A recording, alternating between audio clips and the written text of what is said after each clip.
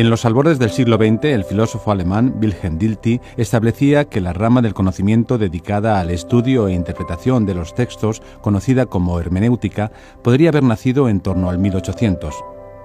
Dilthey incluso se atrevía a señalar al pensador Friedrich Schleiermacher como su fundador.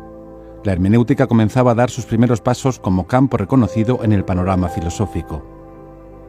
Sin embargo, tuvimos que esperar hasta los años 50 del pasado siglo para que de la mano de Hans Georg Gadamer se abriera la posibilidad de integrar elementos de la filosofía antigua, elementos imprescindibles, según el propio Gadamer, a la hora de completar el sistema hermenéutico.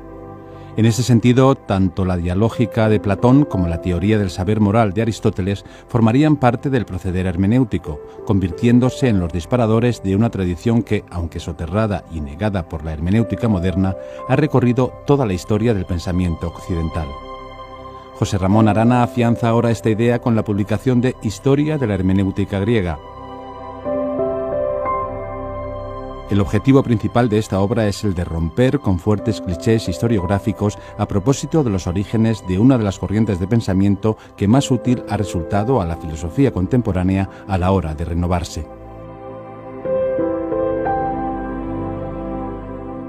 Desarrollar uno de los aspectos que no estaban estudiados de manera sistemática en el pensamiento griego, que es su hermenéutica. Se habían estudiado mucho la filosofía griega y además por muy buenos historiadores, tanto de una serie de filósofos clásicos, Platón, Aristóteles y demás, pero el aspecto, o sea, las teorías hermenéuticas de Grecia no habían sido estudiadas de una manera completa. Entonces eso es lo que he pretendido yo en este libro.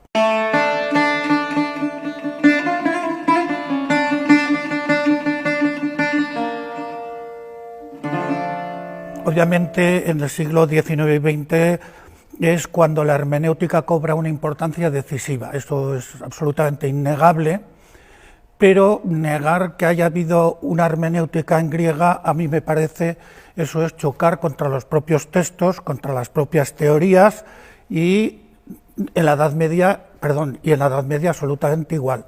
Lo que ocurre es que la fundamentación de la hermenéutica en el mundo actual, yo diría que es básicamente antimetafísica, y en el mundo griego los griegos dan una fundamentación metafísica a la hermenéutica, y a veces de ahí se ha concluido que en Grecia no había una hermenéutica. Ese para mí es el cliché básico y fundamental.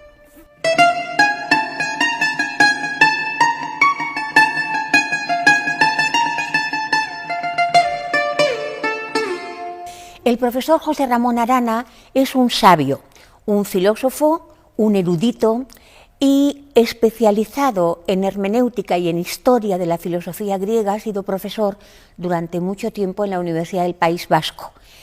Hizo en el 98, en el entorno del 2000, una proeza filosófica sin parangón internacional posible, que es una recopilación, una antología de todos los documentos disponibles sobre los Agrafa Dogmata, sobre las doctrinas no escritas de Platón, a través de la recopilación de la tradición indirecta.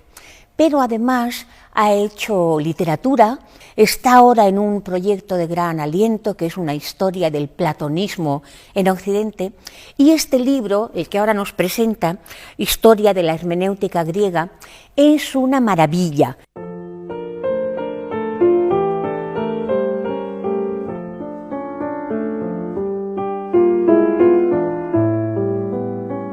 Se dice, en Grecia no hubo una terminología sobre la hermenéutica, lo cual es, a mi modo de ver, también falso, porque existen los términos y existen además las teorías que justifican esos términos. Y eso ya desde el primer gran hermeneuta, que es Platón.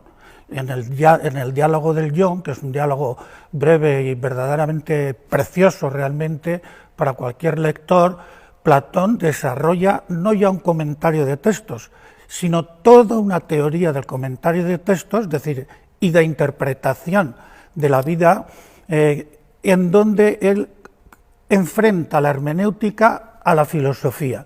Pero es que eso dura hasta finales del mundo antiguo, que es con Proclo. Y entonces Proclo, eso es una eclosión absoluta de hermenéutica. Proclo es un canto de cisne, como en parte lo fue Aristóteles en el momento en que se iba a hundir el universo de las polis.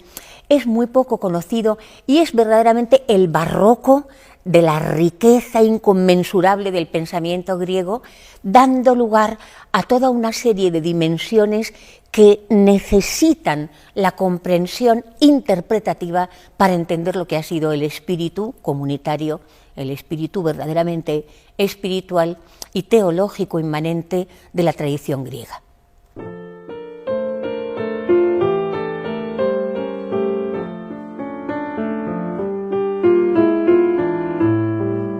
La perspectiva es filosófica, pero no todos los temas que trata son filosóficos. Por ejemplo, bueno, hay filósofos, Platón, Aristóteles, Posidonio y Proclo, pero se tratan temas que no se suelen tratar en la hermenéutica contemporánea porque no son relevantes, ¿no? Por ejemplo, la astrología, es decir, qué entiende un griego por astrología y cómo interpreta los datos de la astrología. Por ejemplo, la mántica, es decir, los oráculos griegos estaban a la orden del día y hay todo un saber científico griego que intenta interpretar lo que son los oráculos.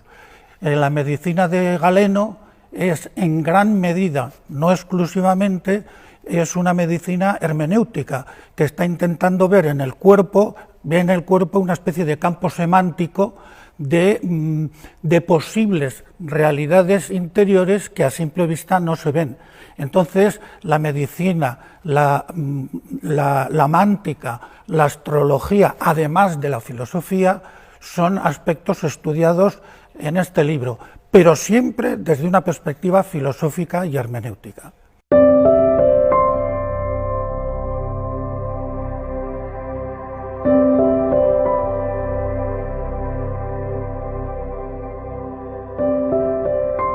Y yo destacaría que el capítulo, la primera vez que decimos Perihermeneias como nombre de un tratado, es con Aristóteles, pero en relación a al theoreintes praxeos, a la contemplación participativa, interpretativa de las acciones poemáticas, de la mímesis poética en el teatro, ¿verdad?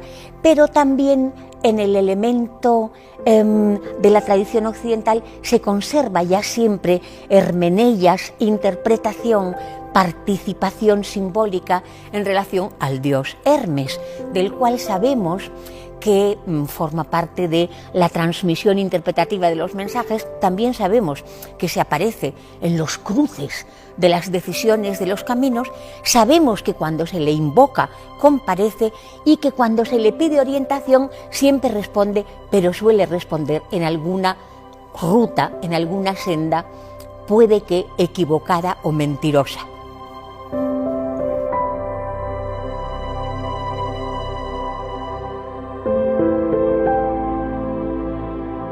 Yo no soy de los que piensa que todo lo han dicho los griegos, esto me parece una absoluta barbaridad, ¿no? Los hombres medievales y los modernos han dicho cosas sumamente interesantes que ni a los griegos se le hubieran pasado por la cabeza nunca, y no solamente no se le hubiera pasado por la cabeza, sino que lo hubieran criticado.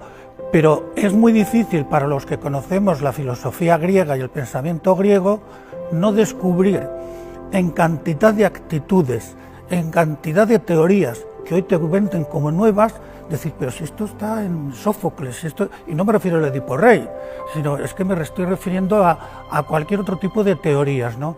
Entonces, la tradición griega, a mi modo de ver, es tan contundente y al mismo tiempo tan sutil y tan estimulante, que a mí me resulta difícil resumir en una frase o dos cuál pudiera ser la tradición, o sea, el influjo de esta tradición.